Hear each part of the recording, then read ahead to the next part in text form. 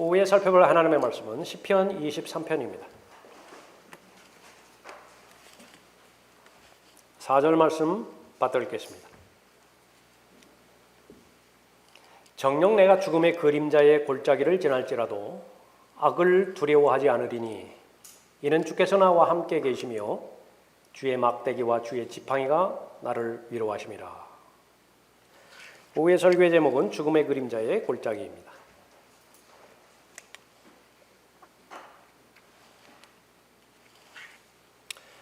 죽음이라고 하는 골짜기는 모든 것을 삼켜버리는 막강한 힘이 있습니다. 지금까지 가졌던 모든 희망, 그 골짜기에 들어가는 순간 다 삼켜지게 되고요. 지금까지 누리고 또 즐겨왔던 기쁨들, 만족 역시 마찬가지입니다. 한번 들어가면 다시는 나올 수 없는 블랙홀에 해당되는 것이 죽음의 그림자의 골짜기라 그렇게 볼 수 있습니다. 이 죽음의 그림자의 골짜기에 대해서 욥은 인생을 대표로 해서 모든 인류를 대표로 해서 자신이 죽음의 그림자의 골짜기에 가장 가까이 있는 그 사람이라고 언급하고 있습니다. 이후에 욥이 입을 열어 그의 날을 저주하니라. 태어난 것을 저주하고 맺어왔던 모든 관계를 저주하고 소유한 모든 것을 저주한다는 말이에요. 내가 태어난 날과 사내 아이를 베었다고 말했던 그 밤이 없었더라면 얼마나 좋았을까? 아이가 생겼습니다. 모두가 다 축하하죠? 아이가 태어났습니다. 모두가 생일 축하하죠? 그날이 다가오면 모두 생일 축하 잔치하기 위해서 사람들 모입니다. 그날이 캄캄하였더라면 하나님께서 위에서 그날을 고려하지 아니하시고 빛도 그날에 비치지 아니하였더라면 흑암과 사망의 그늘이 그날을 얼룩지게 하고 구름이 그 위를 덮어 그날의 캄캄함이 그날을 무섭게 하였더라면 얼마나 좋았을까? 계속해서 그 부분을 말하는 것입니다. 인생의 본질을 직면한 다음에 나오는 고백이에요. 죽음의 그림자, 죽음의 그림자의 골짜기. 그 골짜기는 어떤 골짜기들로 이루어져 있는 것인가? 가장 많이 시달리는 고통이 질병일 것입니다. 성경에도 많은 질병이 나오죠. 욥 또한 많은 질병에 노출됐어요. 사람의 삶의 질을 떨어뜨리는 가장 우선순위에 해당될 것이에요. 특히 자녀들이 불치의 병에 걸렸을 때에 그 부모의 마음이 어떻겠습니까? 성경에도 몇몇 대표되는 사람 나오죠. 병과 관련돼서. 소경이 어느 때라도 아무리 나이 든 상태에서도 눈이 보이지 않으면 그보다 더 큰 불행이 없을 텐데 어떻게 날 때부터 소경이냐고요. 날 때부터. 피가 멈추지 않는 병도 있죠. 의사라고 하는 의사는 다 찾아다녔지만 결국은 고치지를 못해요. 멀쩡한 두 다리를 가지고서도 걸어가기 힘든 것이 인생인데 다리를 절면 어떻게 해요? 그마저도 절지도 못하면 어떻게 돼요? 안진뱅이면. 사람은 사회적 동물이라고 사람들 말하는 것인데 사람을 만나지 못하게 하는 병이 있죠. 문둥병입니다. 모든 관계로부터 단절되고 또 끊겨져 버리는 것. 무서운 골짜기예요. 또 하나는 두려움의 골짜기입니다. 무엇이 두렵죠? 맹수가 두렵다고요. 밤이 두려워요. 자연재해가 두렵다고요. 그러나 사람에 대한 두려움에 비하면 아무것도 아니에요. 제일 무서운 것은 사람이 무섭다고요. 사람에 대한 실망, 배신의 결과 뿌리 내리게 되지는 쓴 뿌리, 그 사람을 망쳐버리죠. 사울이 다윗을 질투해서 죽이려고 합니다. 그냥 우리가 다윗이라고 하는 사람을 원래 영웅적인 사람 그렇게 규정 지어 놨으니까 쉽게 읽어 나갈 수 있겠죠. 여러분이 다윗 편으로 한번 들어가 보세요. 얼마나 무섭겠어요. 내가 죽기 전까지는 상대방은 절대로 나를 포기하지 않는 것을 알아요, 내가. 그래서 내가 가진 것은 아무것도 없어요. 상대방은 모든 것을 다 가졌습니다. 그 가운데서 하루하루 살아가야 돼요. 얼마나 사람이 무섭겠어요. 아내 미칼과의 관계, 정상적인 결혼이 아니었죠.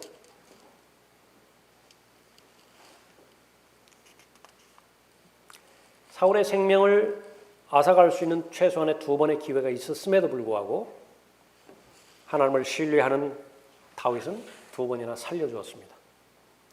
그 정도 됐으면 포기할 수 있어야 되잖아요, 사울이. 그럼에도 불구하고 포기하지를 않아요. 사람을 두려워함으로 인해서 사는 것이 아닌 많은 인생들이 볼 수 있습니다. 부모와 자식 간에도 피해가지 못하고요. 형제 간에도 피해가지 못합니다. 꼭 돈 문제만 걸려 있는 것이 아니에요. 복잡다단한 문제들이 걸려가지고 서로 사람들로부터 상처를 입게 되는 것입니다. 수치의 골짜기가 있어요. 아주 창피스럽다고. 성경에서도 인정하는 것입니다. 정말로 하나님을 무서워하는 사람은요, 수치 가운데 발견되지 않도록 준비하는 사람이라고 말씀하셨죠. 사람이 언제 제일 수치스러워요? 성경에 의하면 모두 벗었을 때예요. 벌거벗었을 때. 아담이 아주 수치스러웠다고. 이브도 아주 수치스러웠어요. 그러니까 무언가로 가려야 됩니다. 그러니까 무엇을 교리적으로 말씀해 주는 거예요? 예수 그리스도로 옷 입은 상태가 아닌 상태에서 하나님 만날 때요, 그 수치는 두려움이 되어버려요. 백보자 심판이 연상되죠. 얼마만큼 에베소서 4장 5장 6장에서 새 사람으로 옷 입으라고 강조하고 있습니까? 벌거벗지 말라는 거예요. 벌거벗은 채로 발견되지 말라고 말하는 것이죠. 인생을 살아가다 보면 이런 아주 수치스러운 골짜기를 계속해서 살아가야 될 때가 있습니다. 먹고 사는 것이 무엇이라고? 그 가진 수모와 창피를 당하는 것입니다. 믿음의 영웅 다윗이었잖아요. 골리앗만 생각나잖아요. 그러나 한 번은 목숨을 부지하기 위해서 바로 가드로 도망했죠. 무슨 짓까지 했어요? 침을 흘리면서 미친 채 해야 됐다고. 본인의 제정신으로는 무슨 느낌을 받았을까요? 아, 이렇게까지 해야 되나? 아마 그 생각했을 거예요.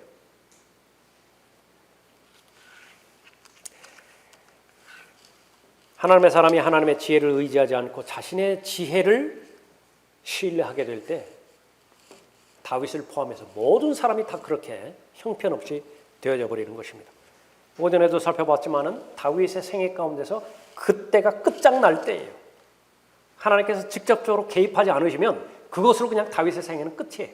더 이상 기록이 성경에 남아있지 않을 것이라고. 그런데 끝없는 하나님의 자비 가운데서 하나님께서 친히 개입하셨죠.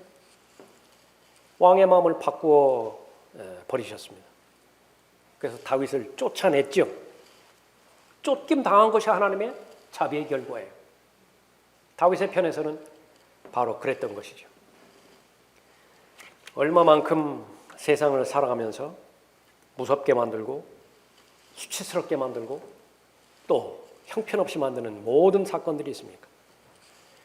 경제가 그렇죠. 인플레이션이다, 디플레이션이다. 모든 질병, 기근, 전쟁, 영적인 위험은 차치하고라도 물리적인 위험 가운데 얼마나 많은 사람들이 노출되어 있습니까? 여러 가지 자연재해 하던 일들이 갑작스럽게 안 되죠. 해고를 당하기도 하고 파산되기도 하고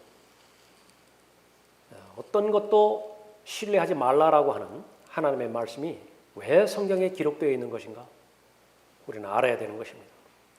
사람을 신뢰하지도 말고 돈을 신뢰하지도 말고 자신의 건강과 자신의 경력과 자신의 지성까지도 신뢰하지 말라는 거예요.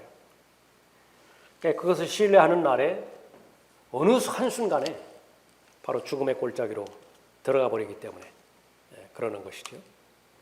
분노의 골짜기도 있습니다. 얼마만큼 배반을 많이 당하나요? 다윗의 경우도 사람들로부터 당하게 되는 배반이요, 칼로 인한 상처보다 더 깊어요. 시간이 지나면 나을 상처도 있지만은 죽을 때까지 낫지 않는 상처도 있습니다. 압살롬으로부터 반역을 당했죠. 아히도펠의 배반이 있었죠. 시므이가 저주를 했어요. 시바도 반역을 했습니다. 죽음의 이별을 경험하는 사별의 골짜기도 있습니다.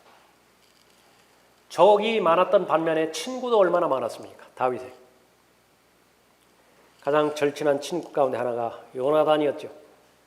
요나단이 죽었을 때에 얼마만큼 다윗의 마음은 무너졌습니까? 충신 아브넬의 죽음도 경험했죠. 전 민족을 다 모아놓고 곡을 해야만 했습니다. 자신의 아들 압살롬이 비록 반역을 했지만은요, 그냥 친적이에요. 자신의 피부치라고. 오, 내 아들 압살롬아, 내 아들 압살롬아, 하나님께서 너 대신 나를 죽게 하셨더라면. 이것은 주변에 있는 신하들이 이 소리를 들었다고 한다면 이보다 더 불쾌한 곡소리는 없었겠죠. 자기 자신은 압살롬의 반역으로부터 다윗을 지키려고 했는데 기껏 다윗이 한다는 소리가 뭐라고요? 압살롬 대신에 내가 죽었더라면. 압살롬이 살았으면 다윗 주변에 있는 사람들은 어떻게 되는 것이에요? 그렇게 분별 없이 지금 통곡을 하고 있는 것입니다. 근데 그것이 사람의 마음이에요. 아버지의 마음이라고요. 너 대신 나를 죽게 하셨더라면 오 압살롬아, 내 아들아, 내 아들아. 사람은 시간이 지남에 따라서 부패해져 가죠. 늙어가는 것입니다. 좋은 말로 늙어가는 것이지요. 그냥 안에서 계속 썩어가요. 썩는다고요. 각 장기들이 다 썩어간다고요. 순기능이 정지가 되고요. 정지된 상태에 있는 것만 한다 하더라도 고맙죠. 이게 역기능을 해요. 그러니까 서로가 공격을 해버립니다. 암덩어리가 바로 그 부분 아니겠어요? 종기가 그런 부분 아니겠어요? 염증이라고 하는 것이 바로 그 부분 아니에요? 자기 몸을 공격을 해요. 늙음의 과정을 거쳐서 죽음의 골짜기로 들어가게 되는 것입니다. 역대기상 29장 26절 이후에 보면 다윗도 늙어서 결국은 흙으로 돌아가는 것입니다. 이것이 인생이에요. 질병의 골짜기도 있고 수치의 골짜기도 있고 분노의 골짜기도 있고 또 사별의 골짜기도 있고 늙음의 골짜기도 있는 것입니다. 이 골짜기에서 벗어나지 못한다고 한다면 본문 말씀에 의하면 죽음의 그림자의 골짜기를 지날지라도 여기에서 마침표를 찍으면 어떻게 돼요? 여기서 그냥 끝나버리면 그 다음 구절이 없다고 한다면 그것은 인생은 그냥 쓰디쓴 맛을 지닌 채 끝나버리게 되는 것입니다. 무기력한 인생을 보낸 거예요. 영적인 그리스도인의 입장에서 본다고 한다면 기도 생활도 무기력하고요. 하나님께서 말씀하시는 하나님에 대한 사랑, 형제 사랑, 이것이 무엇인지도 몰라요. 그냥 자기 중심적인 삶을 살다가 사는 것입니다. 끊임없이 주변에 누가 관계를 하든지 상처를 주고받는 관계 그 이상 넘어가지를 않아요. 그래서 서로 안 만나려고 하죠. 수없이 많은 관계를 단절시켜야만 돼요. 이제 관계는 끝이라고. 하나님의 말씀에 의하면 일어나는 모든 일들에 대해서 보상하시는 분도 하나님이시고 상 주시는 분이 하나님이시잖아요. 또 다른 면에서 복수하시는 분도 하나님이시잖아요. 끊임없이 그 하나님의 영역을 침범을 합니다. 그래서 내가 상 주는 주체가 돼요. 내가 복수하는 주체가 돼요. 사람들로부터 상을 받으려고 혈안이 되어 있습니다. 하나님으로부터 받아야 되는 것인데 모두가 다 죽음의 그림자의 골짜기를 잘못 통과한 것입니다. 이 골짜기는 믿음이 형성되어야 온전하게 잘 통과할 수 있어요. 그러지 못하면 많은 고난과 고통 가운데 방치될 수밖에 없는 것입니다. 우울증은 계속해서 늘어난다고 하죠. 더 무서워해야 되는 것은 영적인 우울증입니다. 무기력해요. 하나님과 관련된 모든 일들에 대해서 무기력하게 되는 것입니다. 정녕 내가 죽음의 그림자의 골짜기를 지날지라도 악을 두려워하지 않으리니 이는 주께서 나와 함께 계시며 주의 막대기와 주의 지팡이가 나를 위로하심이라. 그렇습니다.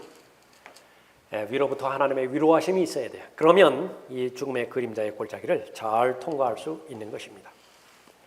우리가 알아야 되는 것은 첫 번째로 하나님께서 나의 목자라고 하는 사실이에요. 1절부터 3절까지 보겠습니다. 주는 나의 목자시니 내가 부족한 것이 없으리로다. 그가 나를 푸른 초장에 눕게 하시며 잔잔한 물가로 나를 인도하시는도다. 그가 내 혼을 소생시키시고 그의 이름을 위하여 의의 길들로 나를 인도하시는도다.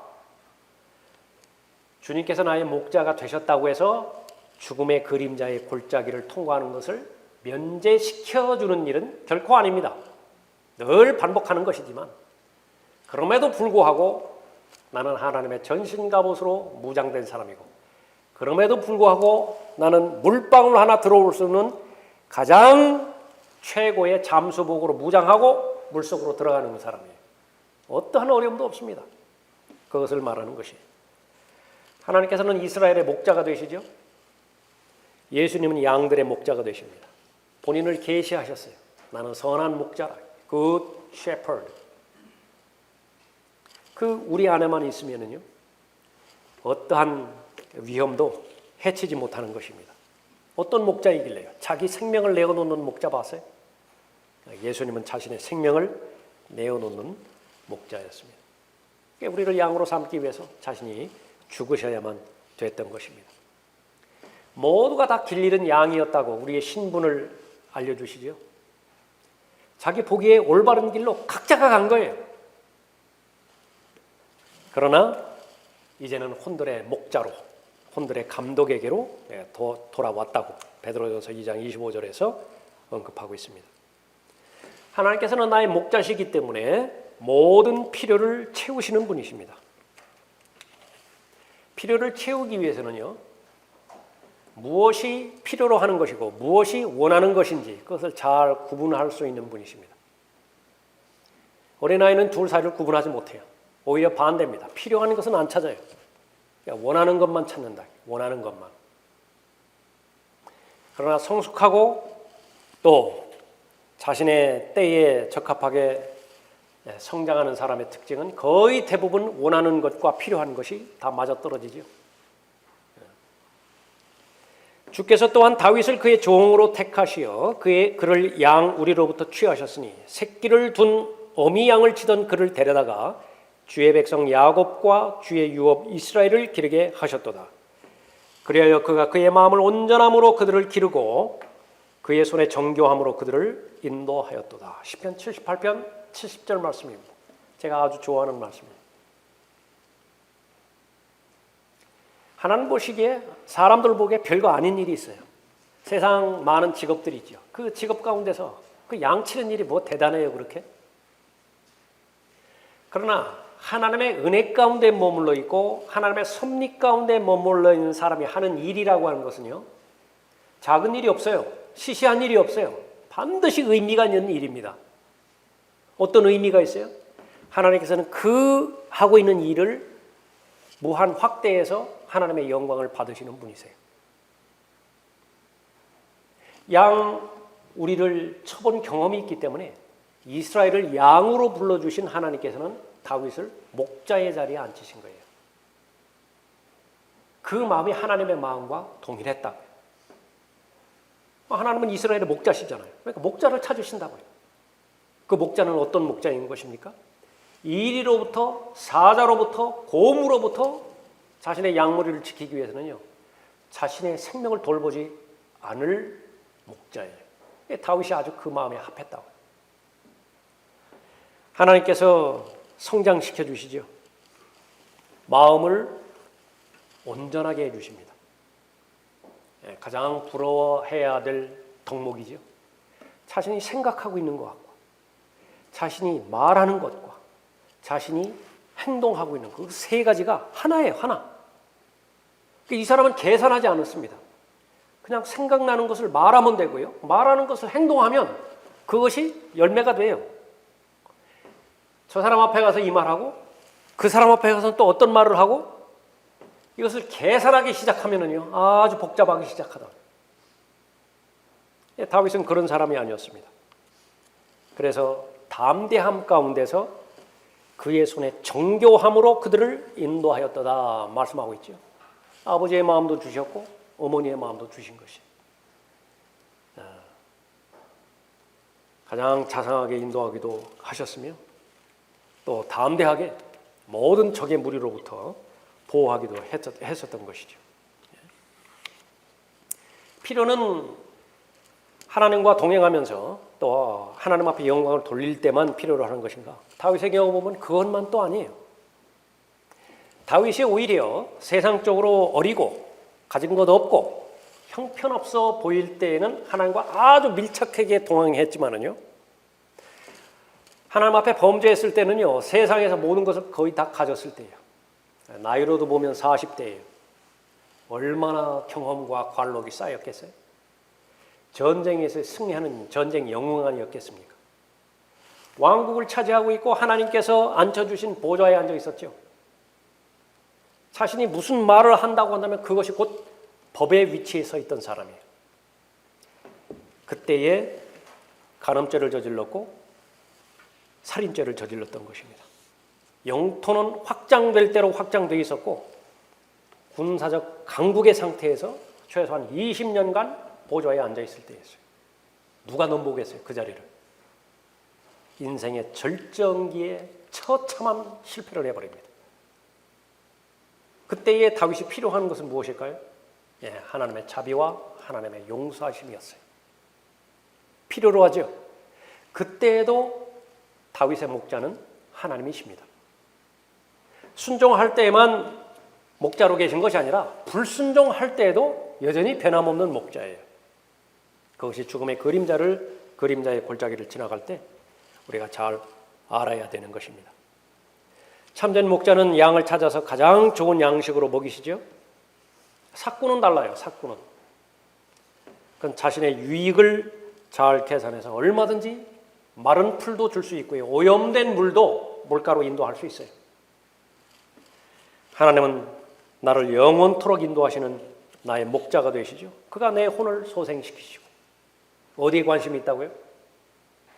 내 스펙에 관심이 있는 게 아니에요.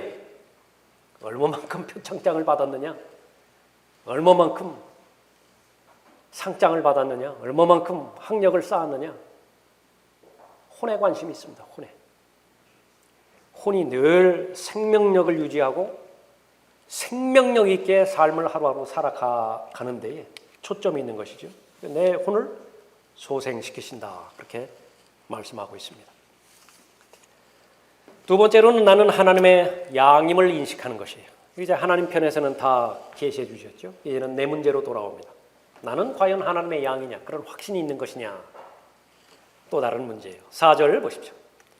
정녕 내가 죽음의 그림자의 골짜기를 지날지라도 악을 두려워하지 않으리니 이는 주께서 나와 함께 계시며 주의 막대기와 주의 지팡이가 나를 위로하심이라. 주께서 내 원수들의 면전에서 내 앞에 식탁을 마련하시나이다. 주께서 내 머리에 기름으로 부으시니 내 잔이 넘치나이다. 진실로 선하심과 자비하심이 내 생애의 모든 날 동안 나를 따르리니 내가 주의 전에 영원히 거하리로다. 4절부터 6절까지 읽었죠. 거기에 1인칭 대명사 나라고 하는 말이요, 얼마나 자주 반복됩니까? 그러니까 다른 사람은 몰라요. 다른 사람의 형편까지 헤아릴 그런 처지가 못 된다고요. 나 자신을 살펴봤을 때 최소한 한 가지 아는 것은 하나님께서는 나의 목자가 되시고 나는 하나님의 양이 된다는 사실이에요. 그 사실에 대한 확신이 죽음의 그림자의 골짜기를 잘 통과할 수 있도록 인도해 주시는 것입니다. 모든 삶에서 하나님께서 주 되심을 인정하시는 것, 성공적인 삶의 비결이죠. 아브라함이 이삭을 바칠 때에 이삭의 자세였습니다. 나의 아버지시여, 나의 아버지여, 불과 나무를 보소서. 그런데 번제에 쓸 어린 양은 어디 있나이까? 여러분이 아시는 것처럼 아브라함은 노인네죠. 아들이 작심하고 달려들다고 한다면 그냥 패대기 당하는 거예요. 나 살겠다고 내빼버리면 더 이상 손쓸 대책이 없어요. 이삭의 고백이었죠. 불도 있고 나무도 있는 것인데 번제에 쓸 어린 양은 어디 있습니까? 알아차렸죠. 자신이 번제에 쓸 어린 양이라고. 죽기까지 순종한 것입니다. 바로 예수 그리스도를 잘 대표하는 것이죠. 오늘 주일학교 어린애들이 암송하는 거죠. 요한복음 1장 29절입니다. 보라, 세상 죄를 제거하는 하나님의 어린 양이라. 억압을 많이 당했고 고난을 당했다고 이사야 53장 7절에서 언급하고 있습니다. 그럼에도 불구하고 입을 열지 않으셨다고 기록하고 있습니다. 그때의 모습을 봤더니 도살장으로 끌려가는 어린 양의 그 모습이 영락없이 털 깎는 자들 앞에 양이 말 없듯이 그가 자기 입을 열지 아니하는도다. 특권은 악을 두려워하지 않습니다. 무서움의 골짜기를 들어가죠. 심지어 사별의 골짜기도 들어갑니다. 그럼에도 불구하고 악을 두려워하지 않아요. 사람들은 몸을 죽일 수 있지만 혼은 건드리기조차 하지 못합니다. 사람의 육체는 그 사람 자신인 혼을 입고 있는 옷일 뿐이죠. 사람들은 옷은 건드릴 수 있어요. 어쩔 수 없는 것이에요. 그러나 몸 자체인 그 사람의 혼, 그것은 결코 건드릴 수 없는 것입니다. 그것이 사실이라고 한다면 도대체 두려움의 대상이 뭐죠? 두려움의 정체가 뭐예요? 내 옷에 대해서는 해코지할 수 있다 하지만 내 몸에 대해서는 절대로 건드리지 못한다. 그것이 기정사실이에요. 그 사실을 알고 있어요. 무엇이 두려우냐 말이에요. 악을 두려워하지 않는 것은 라고 말하는 것입니다. 또 하나의 특권은 확신이죠. 내가 하나님께 말씀드리면 무슨 말을 하나님 앞에 하려든지 다 들어주실 것이라고 하는 확신이 있죠. 어디로 가든지 가장 사람들이 원치 않는 곳입니다. 인생의 블랙홀, 죽음의 그림자의 골짜기예요. 그곳을 지나간다 하더라도 항상 함께 계세요. 언제든지 어디서든지 동행하신다고요. 그 확신이 있는 것입니다. 사막 한복판을 걸어갈 때 얼마나 필요한 것이 많이 있겠어요? 광야를 통과할 때, 산 정상을 통과할 때 얼마나 많은 그때마다의 필요한 부분들이 많이 있겠어요. 공급을 책임져 주시는 것이 하나님께서 필요로 하나님께서 인정하신다고 한다면 모든 것을 다 공급해 주시는 것입니다. 그 모든 것을 알고도 불순종하는 사람이 있을까요? 그 모든 것들을 계속해서 경험해 나가고 또 한 번 경험하고 계속 경험해 나가는데 이 사건에 대해서는 이 일에 대해서만큼은 하나님을 신뢰하지 않을란다. 그럴 사람이 있을까요? 순종의 아름다운 삶을 살 것입니다. 진실로 선하심과 자비하심이 내 생애의 모든 날 동안 나를 따르리니 내가 주의 전에 영원히 거하리로다. 하나님의 음성을 듣는 것, 양의 최고의 특권입니다. 요한복음 10장에 의하면 그렇죠. 목자의 음성을 듣는 것보다 더 큰 특권은 없는 것입니다. 관계가 형성되지 않았는데 목자의 음성을 들을 리가 없겠죠. 사울아, 사울아, 내가 왜 나를 박해하는 것이냐? 왜 사울만 알아들어요? 그 주변에 있는 사람은 왜 천둥소리로 알아들어요? 바로 특권인 것입니다. 낯선 사람 귀 기울이지도 않고요. 낯선 사람 따라가지도 않는다고 요한복음 10장에서 그렇게 말씀하고 있습니다. 여러분이 자신이 여러분을 판단하시면 됩니다. 하나님은 여러분의 목자가 되세요. 여러분은 그 만왕의 왕이시고 만주해 주신 하나님의 양이십니까? 지금까지 음성으로 여러분이 반응해 드렸죠. 지금까지 잘 따라오셨습니다. 앞으로 몇 번의 죽음의 그림자의 골짜기를 통과한 다음 들림받아 올라갈지 아무도 모릅니다. 여러분 개개인마다 다 다를 것이에요. 그런 한결같은 사실은 고린도후서 1장에서 약속하셨듯이 과거에 구해내셨죠. 죽음의 그림자로부터 구해내셨죠. 지금도 구해내고 계시죠. 뻔하다고요. 기승전결이라고요. 앞으로 구해내실 수밖에 없어요. 그분과의 관계가 바로 여러분과 하나님과의 관계인 것입니다.